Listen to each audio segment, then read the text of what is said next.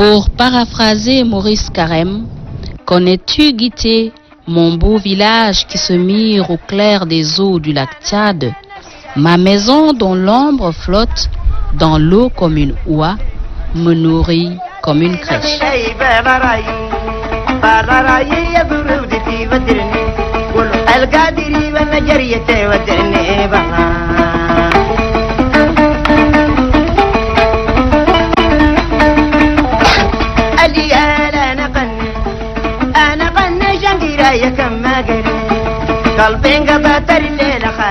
قطة ده ملبسة ده كلام العرب وقرب البسس والنمر بسلف الروتم دي بودوهم نيجيريا ببوه زمان اي نادم كان قمه كله بيقول ماشي انا ماشي ده بكان الفقير هنا بقرب القطة بقرب القطة ده خلاص بيروم يلم قطة ميلم قطة الفقير ذاته كي بيروم يلم بقرب القطة ميلم ما ميلم انا القرآن ميلم بقرب القطة خلاص شيء الناس الهواتين كله جو قيدوا ما الهواتين بيجوا بقودوا وقت الخريف كان جاكم بمرقوا ليه اللالهم برا بيجوا بقودوا بيهوتوا يا الدار ده بيهوتوا وقت الخريف كان جاكم بمرقوا خلاص ورا ده كمان حوص جودا قيدوا مرة واحد حوص جودا بقاوينهم بإيالهم جودا قيدوا مرة واحد بيهوتوا وبيهرتوا. Aujourd'hui, gros village sahélien, aux murs et toits grisâtres, Guité fut d'abord une cité de producteurs agricoles. Mais très vite, Guité a vu sa population cosmopolite se décupler. ويا العرب كله بيجوا بقودوا بيهوتوا وكان بيجينا وضع خريف ده بقبلوا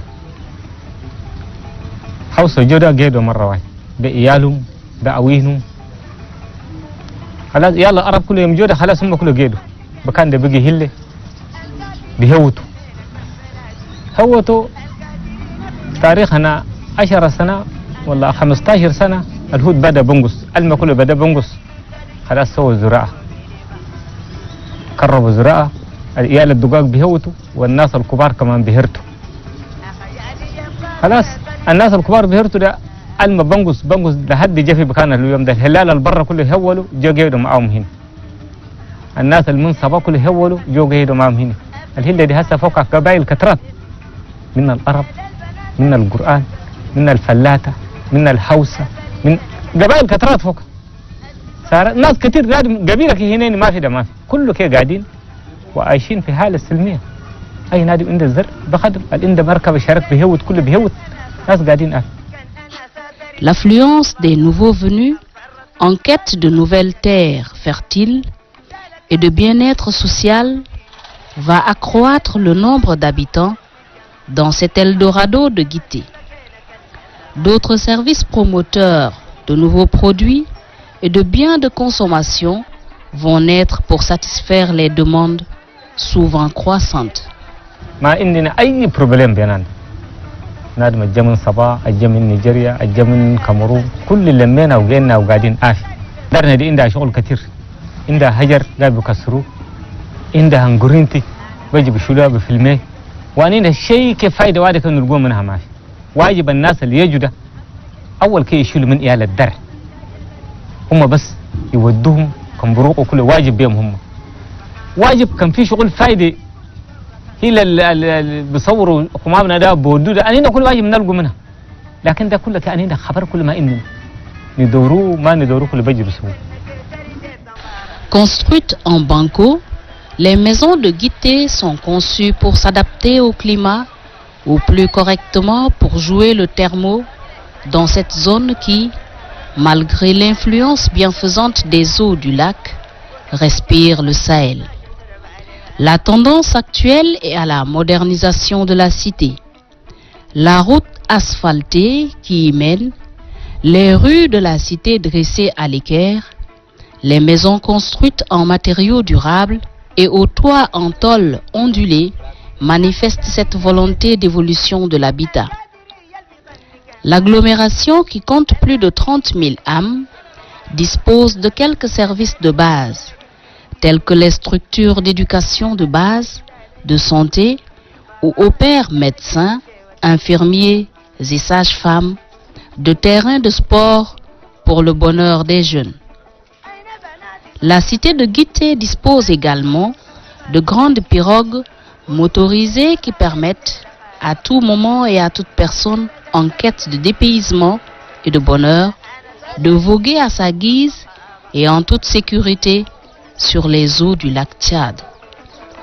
Un marché hebdomadaire très achalandé s'ouvre chaque dimanche et permet à la population d'écouler ses produits agricoles et de s'approvisionner en biens de tout genre. À l'occasion, Guité voit sa population se doubler tant les gens affluent de toutes parts, particulièrement de N'Djamena, la capitale, soit pour proposer des marchandises, soit pour se faire des provisions.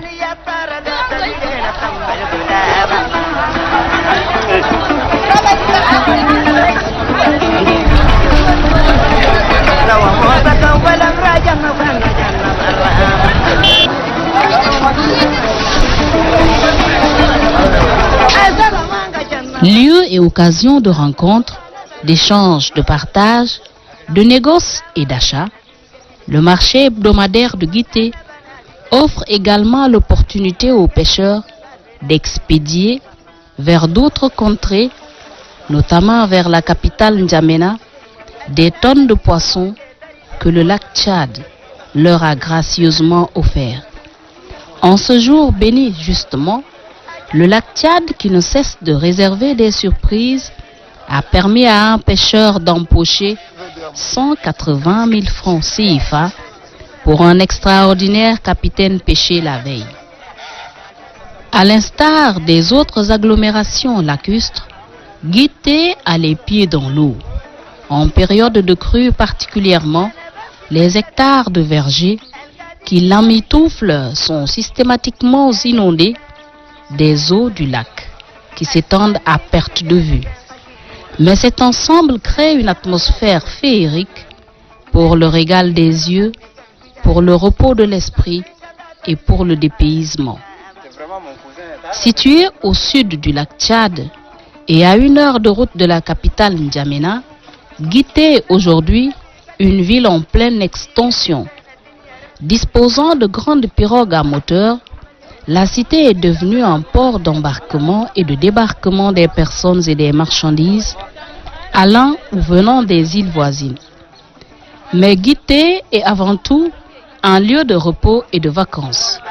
Le climat presque tempéré, occasionné par les eaux du lac et par les forêts, des arbres fruitiers, les gazouillements des oiseaux marins, les légers bruissements des vagues en font un lieu privilégié et de premier choix pour la villégiature.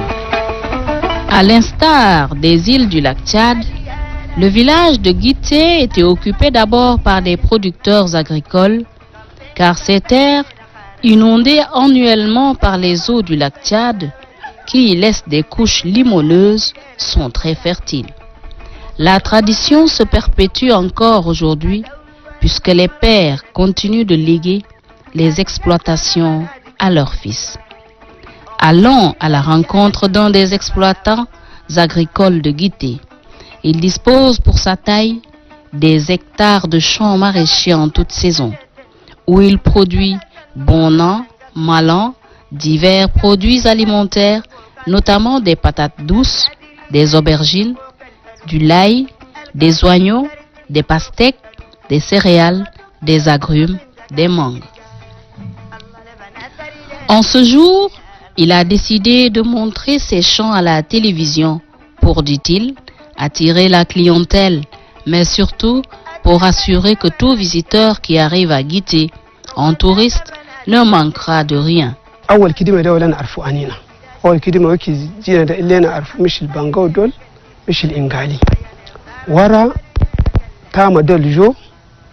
ما ودي نسوي بصل دول بتك بالتراف وبرجين مانجو كان ترانو كان سنة جانا شيلو بطن عندنا كاروت دول ده قدر كل نسوي أي قدر نسوي طلع هنا لا تشد أول ده عند علم كتير وكي أنا دقاق أي مد جبت كل ما شبه مننا هسا ما شبه مننا لا هسا ندوروها كوما خليه يساعدونا لقدا خليه يساعدونا بقدرة هنا حكومة في كلين لقدا على مدى جلينا كتير عشان هسه المي ما عندنا كم كان سوينا ذاته عشان المي ما في ده ما يبقى شغل ندور ده ما يبقى هسه نسوي بير بكن واي بي داخل في لكتات بتسوي بير فورج ده لكن اول كلاس قريب المي قريب لنا بس كلاس نشيلو المي حقنا بتت حقنا بمبتر حقنا جابوا دو المي بحر بنسو لكن هسه المي ده بيجي بكن بعيد بير ذاته بيقول لنا يسوي لك بيجي قاسي طبعا دور حكومه ده خليه يشوفونا يساعدونا لك ده خليه يفكوا نشوفوا عمل حنان يمشي عديد.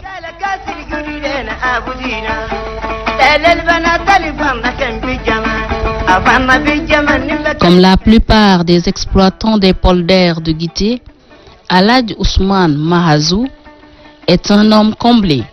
Pour preuve, un vendeur détaillant, l'ayant repéré, est venu jusqu'à lui dans ses champs pour prendre 10 sacs d'oignons évalués à 300 000 francs CFA. وكان واي من بوكوريج لين يسوق كمام من دغنا يجو من امتيمان ذات يجو وكل واي كسار حقنا كتير لكن وكل واي كان الله انت عندنا زياده نلقو وكان واي ندن 100,000 مليون دسو كسار بس ما نلقو شيء وكان واي كدسينا 50,000 ذات نلقو مليون واحد زياده 100,000 ذات نلقو مش اللي وز قاعدين نسو الحمد لله لكن اول ده زياده كلا الناس كافوا كله أول لكن هسه ده آفة جلينا ناس ديفان ده منهم كله يجلينا أول ديفان ذاته هنا نقف في جت هني خلاص وبيورا آفة يجلينا بشب هسه من جت هني كشمبار حقنا ما هلا أنا هسه ديفان مالان عشان آفة جا لكن أول ده ما عندنا آفة لكن هسه آفة ده كتر لنا الحمد لله ديفان ده خليه يجلينا بندورو زيادة آخر. Comme quoi, tout travail, surtout le travail agricole, nourrit son maître.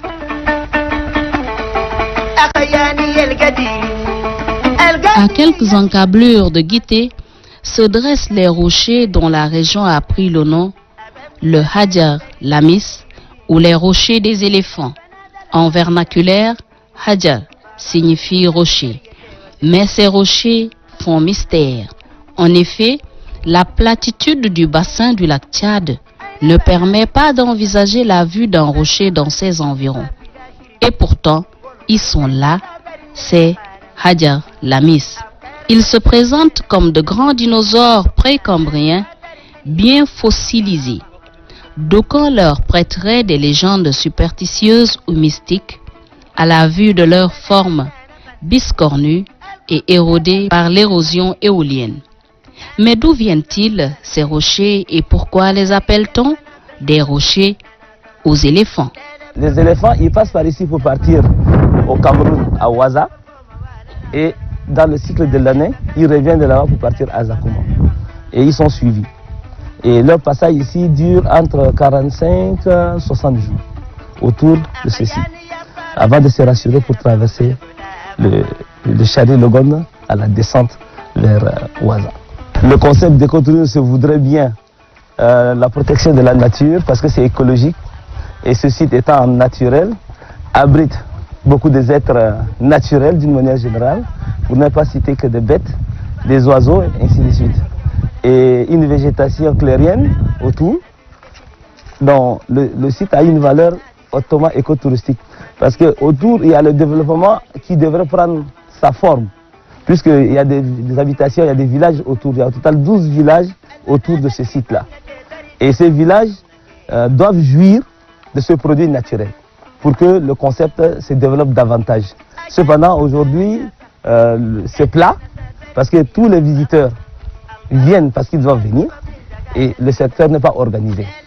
Et le secteur doit être organisé pour que ces populations autour de ce site naturel puissent jouir de ses valeurs économiques et sociologique. Et nous pensons que valoriser ce site est d'une importance capitale pour que nous contribuions au développement local de la zone de Karal. Et nous sommes convaincus que si on organise cette population avec plus de 1000 à 1500 visiteurs par an, les retombées économiques sont très importantes. Sortis des eaux, ils sont là.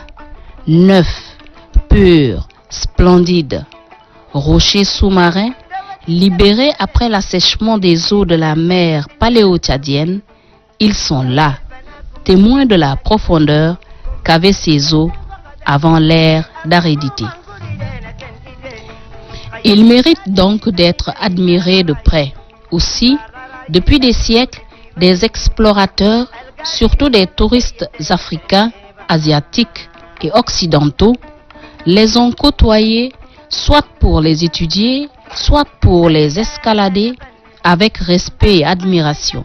En effet, toute personne hissée à leur sommet a une large et magnifique vue du lac Tchad, dont la rive sud est à environ 3 km. Les Tchadiens qui arrivent ici sont beaucoup plus soit étudiants, parce que c'est la recherche scientifique, c'est pourquoi le site est bien écotouristique, et des grandes personnalités parce qu'ils ont de la visite pour présenter quelque chose du Tchad, mais pas de tourisme comme il se voudra, parce que je suis Tchadien, je dois découvrir mon pays quelque part, le fond de mon pays, non. Mais par contre, les expatriés résidant en N'Djamena, ils viennent pleinement, et c'est de la manière la plus informelle que possible. Donc, même si nous développons cette activité, nous le développons dans l'informel. Parce que ceux qui viennent, ils viennent au Tchad à l'occasion, et on dit qu'il y a un point de chute, ils viennent découvrir. Et quand ils le découvrent, c'est d'une merveille. C'est pourquoi, quand tu vas plus haut, tu vas trouver des graphistes, tu vas trouver des indices que chacun a laissés pour dire que je suis passé par là. Et tout le monde se dit, pourquoi ne pas faire quelque chose de bien? Alors le site se trouve actuellement dans le grand bassin du lac Tchad. Le grand bassin du lac Tchad, ça veut dire, il y a bientôt 1000 ans, c'était de l'eau, plein de l'eau, et ce n'était pas visible. Donc, plus on parle du changement climatique, c'est ça la vérité. L'eau a continué par diminuer, ce site est apparu. Et le site, c'était le passage obligatoire des voyageurs. Des voyageurs à pirogue avec ce qu'on appelle le papyrus, qui était l'ancienne pirogue. Donc, les gens voyageaient à travers ça, pour se retrouver plus loin vers Massakori, aujourd'hui, où les gens partaient jusqu'au Soudan, dans le Nil. Donc, voici le passage d'eau. Et aujourd'hui, les premières personnes qui ont découvert ça, c'est un peuple Peul. Bon, ils sont actuellement à 2 km d'ici, ils gardent encore le site pour souvenir. Et selon leur histoire, leurs parents les ont toujours légués comme quoi c'est à la descente des eaux que cette colline est apparue. Et la surface terre est arrivée. Pour ce notable dont le village est couvé par ces rochers, il n'y a pas de doute. Les Hadjar Lamis inspirent crainte et respect, car à les observer, ils ont un message environnemental à transmettre aux hommes. C'est pourquoi il appelle les chercheurs du monde entier à venir dans le bassin du lac Tchad pour admirer ces rochers, mais aussi pour recevoir leur message. من جينا قالنا هنا ده اليوم ده عندنا 20 سنة. أول ده سبب الجابانة ده سبب حجر اللميس ده. الحجر اللميس ده أنينا ده شياد البهايم اليوم ده الناس ده بيقوا كثيرين. هسه الأنينا جينا قالنا هنا ده شياكي حجر ده شياكي هو بيعاودنا عشان هو فوق ده شياكي إن ده قص بكن أجله كمال البيجو من برا ده ما يلحقوا أجله. وأنينا كمان القاعدين هنا ده كنمنا دول وكده والفوا بكان ده شياكي يمشي يلحقوا وأنينا كي والفنا ألمي بحر ألمي بيرنا ده كله شياكي ألمي ده مر وبكان حجر ده كله داخل حق ده شياكي إن ده ألمي بكان وايد في خريف ده نمشي نشيلو فوقه كم ليه ساي ولا كم ليه أنينا ده هسا كم ليه نادم آخر جا ديف ما يقدر يشرب ألمي مر ده كله نجيبوا له من حجر ده الناس قارين ده بيعرفوا زيادة مننا لكن أنينا كله نقولوا في جهل هنانا كله حجر ده الأنينا نشيفوا فوق ده ندوروا حكومة يعاوننا فوقه أصلا حجر ده أنينا كالقاعدين هنا ده في بكان نعرفوا بكان ده مهم وما واجب ناس ساكت كي يمسوا يفجقوه الماء بيعرفوا قيمة حقه وبكان وايد ده كشيء كإن ده مثل مسيبة كي كم نادم مثلا دخل فوق كله بيسوي له أساس ولا هنا مرض ولا هنا كي ده كله أنينا نعرفوه الأنينا القاعدين هنا ده نعرفوه وده كله أنينا ندوروها كما كله يساعدونا فوق في بكانات ده الإندا مهم الناس ما يفجقوا ده كله كما يعاوننا نسوي له خلل مثل سوق الكي kamle nas jo kullu yeju fongne haburuna asan anina ke bakanda nagdar nugulum e baru minna wa fi sukhul البكان وايد نادو ما معروف كمسا ولا او يسبب لها مرض ولا كي اصلا هنا ده جنون كله كثير فوق فيه ده كله ليه نادم ده يجي اورينا اصلا بكان ده كله ني اوروليا كم جاده اباري منا وهاكم كله يقوم عيوننا فوق ده بس طلب هنا اللي ندوروا من هاكم هسه انينا ايالنا هسه القاعدين دوادين دول بيمسوا برا يفتشوا كله خدمه ما يعرفوا الا كمسا برا كله الا يتابوك انا من ناس ولا كي ولا بيمسوا بيسووا زراعة كله برا أنينا هنا دسيل كله ما عندنا زر ما في لكن هنا أيكم لقيوا خدمة كشيء شيء اللي يخدموا فوق ده خلاص هم كله يثبتوا البقري اللي خدم يخدم هم كله يثبتوا في مكان. Sonnant comme une intercession, l'appel est presque entendu, car pour appliquer la pédagogie d'observation et d'études sur le terrain, plus d'une centaine d'étudiants de l'université de N'Djamena, faculté des sciences humaines et sociales, département de géographie, débarquent sous les pieds de Hadjar Lamis. Sous la houlette de leurs professeurs, ils ont en tête des objectifs bien précis. Nous découvrons plusieurs choses à la fois, mais ce qui nous tient à cœur beaucoup plus, c'est l'aspect scientifique. La montagne Hadjar Lamis, on en parle. Et nous n'avons jamais vu de près. Et nous sommes venus découvrir la beauté. Comment c'est bien à voir, attirant. Et nous voyons comment que les activités sont organisées tout autour. Et ça nous permet vraiment de comprendre l'importance. Est-ce que ça peut être très intéressant pour qu'il y ait un site touristique. Nous voyons dans ce côté un aspect économique et un aspect environnemental. Économique, quelles sont les activités qui peuvent générer des revenus, d'abord pour les autochtones et même parallèlement à l'État. Et l'autre aspect, nous voyons les activités qui se développent tout autour. Nous faisons allusion aux carrières qui sont là tout autour. Est-ce que cette activité contribue à la conservation de ce patrimoine combien de fois intéressant ou bien ça contribue à sa dégradation. Cette montagne est effectivement sortie de l'eau parce qu'il y a de cela plusieurs années avant que nous n'existions que cette montagne était complètement dans l'eau. Et lorsque l'eau s'est retirée, cette montagne est apparue. Tchadienne, l'ancienne mer justement. Voilà, et là, ça c'est un des aspects, et là, ils sont convaincus, ils comprennent ce que nous leur disons.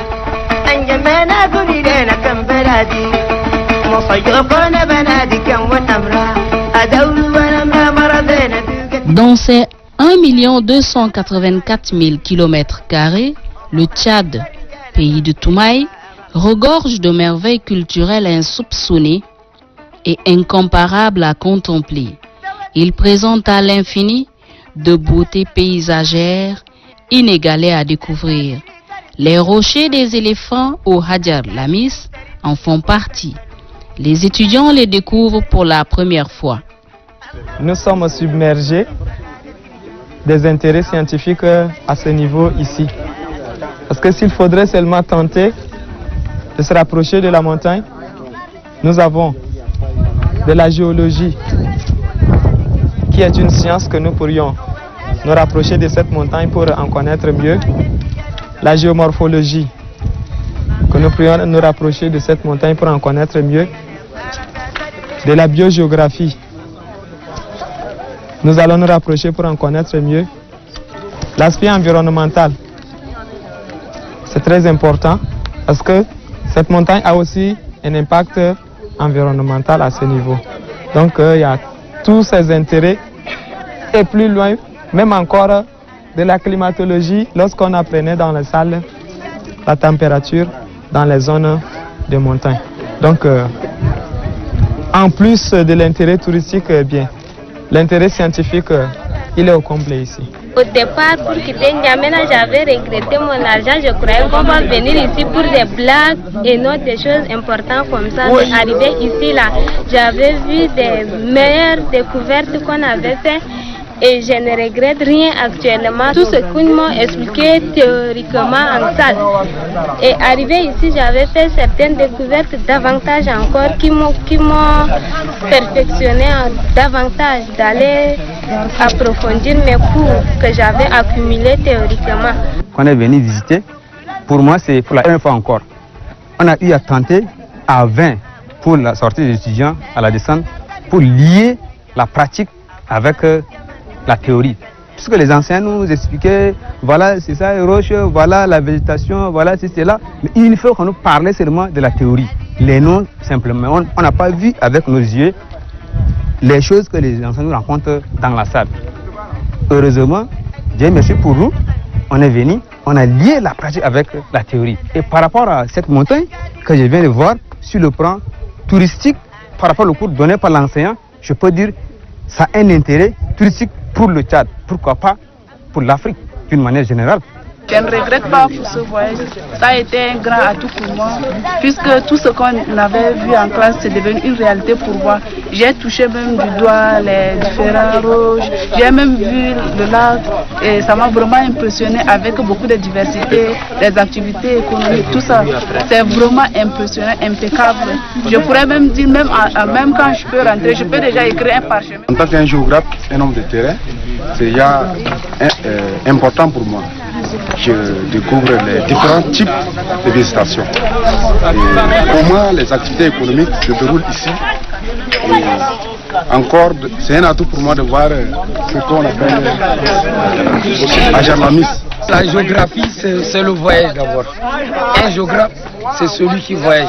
Ça, étymologiquement parlant, c'est le voyage. On doit se déplacer pour voir les trucs sur le terrain et comparer par rapport aux cours théoriques. Maintenant, on a effectué ce voyage. Ce qu'on a bénéficié aujourd'hui, je ne peux rien dire de plus, mais c'est vraiment un avantage pour nous de voir les réalités. Que les anciens, nous, auparavant, on pensait que c'est des mensonges. Mais maintenant, on voit, c'est réel. Donc, c'est bien, c'est un plus pour nous.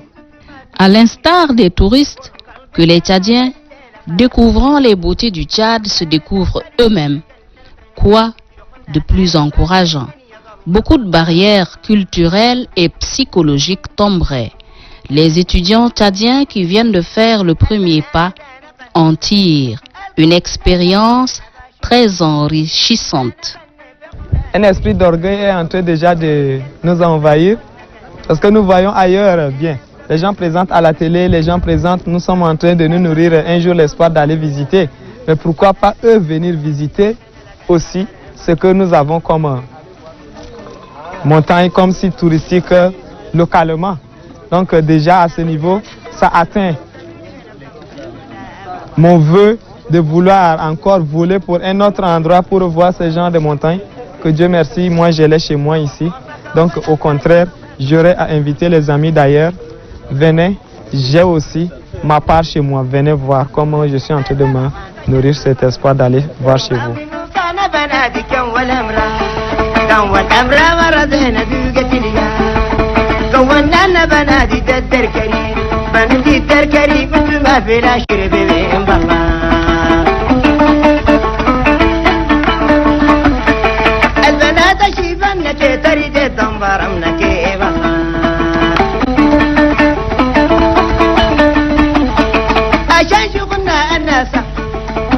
ستر الدنيا ظل الضحى البرة تقتل البطن دقادة رجال لا البنان البكر كان في الزمان نفكر في الزمان تريدنا كان شاقران نقمينا كل